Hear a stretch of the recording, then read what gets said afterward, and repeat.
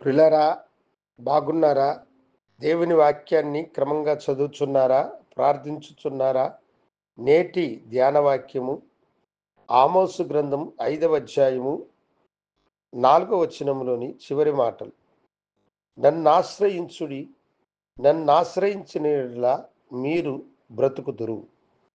దేవుడు ఇక్కడ ఆమోసు ద్వారా చెబుతున్న మాట ఏమిటంటే, నన్నాశ్రయించుడి, నన్నాశ్రయించిన యెడల మీరు బ్రతుకుతారు అని అంటూ ఉన్నాడు.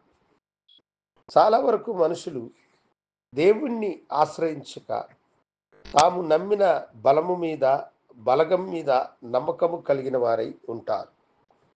అలా నమ్మకము కలిగి ఉన్నప్పుడే మనుషులు తమకు ఏ సహాయము అందకుండా అలమటిస్తూ ఉంటారు.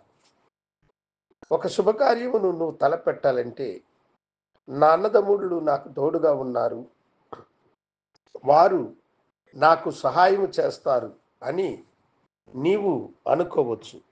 కానీ అందవలసిన సహాయం సకాలానికి నీకు అందకపోతే నీకెంత నామోసుగా, అవమానకరంగా ఉంటుంది, బాధగా ఉంటుంది. ఏదైనా ఉపద్రవం వచ్చినప్పుడు నా వారు నన్ను ఆదుకుంటారులే అని మీరు అనుకున్నప్పుడు, వారి ద్వారా మీకు సహాయము దొరకనప్పుడు మీరు ఎంత వేదనకు లోనవుతారు.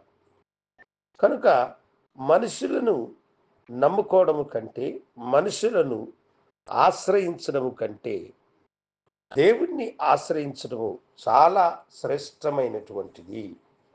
అందుకని ఇక్కడ ప్రభువు తన ప్రజలతో చెబుతున్న మాట ఏమిటంటే, నన్నాశ్రయించిన ఎడల, నన్నాశ్రయించిన ఎడల మీరు బ్రతుకుదురు.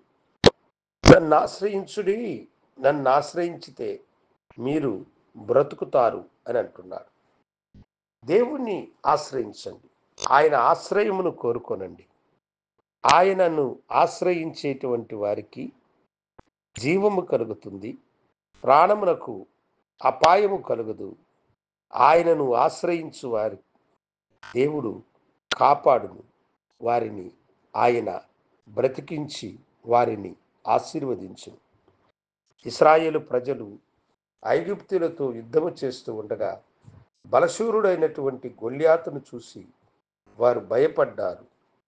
వారు భయపడ్డానికి కారణం ఏమిటంటే, వారు సౌలుని, ఆయన సేవకులను, సైన్యమును నమ్ముకున్నారు. కానీ బలశాలి అయినటువంటి గొల్యాతును చూసినప్పుడు వారి నమ్మకము కోల్పోయినటువంటి వారై ప్రాణభయముతో వేదనపడి సిగ్గుతో తలదించుకున్నారు.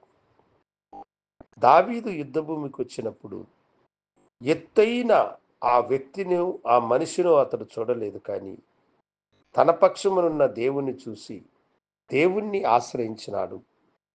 దేవుడు ఆ చిన్నవాని పక్షమున ఉండి పర్వతాకారుడైనటువంటి ఆ మనుష్యుడును పడగొట్టి ఇశ్రాయేలు ప్రజలకు గొప్ప విజయమునిచ్చినాడు. దావీదు దేవుణ్ణి ఆశ్రయించినాడు గనుక తన వారిని అందరి యొక్క ప్రాణాలను అతడు కాపాడినాడు. అవును దేవుని బిడ్డల, ఈ దినము నీవు ఎవరిని ఆశ్రయించుచున్నావు? ఎవరి మీద నీ నమ్మకాన్ని పెట్టుకుని ఉన్నావు? మనుషులను నువ్వు ఆశ్రయించితే అది వ్యర్థమే. ప్రభువుని నువ్వు ఆశ్రయించు, నువ్వు బ్రతుకుతావు, నువ్వు జీవిస్తావు, నువ్వు ఆశీర్వదించబడతావు. ఆయన యొక్క ఆశ్రయమును మనం కోరుకుందాం, ప్రార్థించుదాం. గనుడా, నీకు వందనాలు. నీ బిడ్డలు నిన్ను ఆశ్రయించిన ఎడల వారు బ్రతుకుతారని వాగ్దానం చేస్తే, ఇదిగో మిమ్మలను ఆశ్రయించే బిడ్డలను అత్యధికంగా దీవించి వారిని ఆశీర్వదించమని యేసు నామమున అడిగి వేడుకొంచున్నాము తండ్రి. ఆమేన్. శుభోదయం. ప్రభు మిమ్మల్ని దీవించును గాక. ఆమేన్.